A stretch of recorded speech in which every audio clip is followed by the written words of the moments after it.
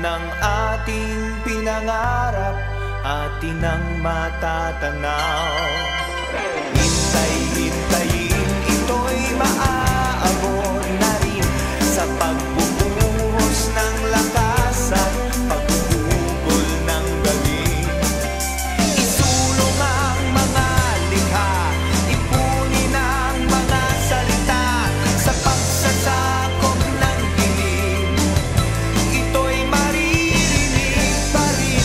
Isang araw, isang kulay, isang hangarin na tunay. Ipagpigis mga kamay sa pagtawid nitong tulay.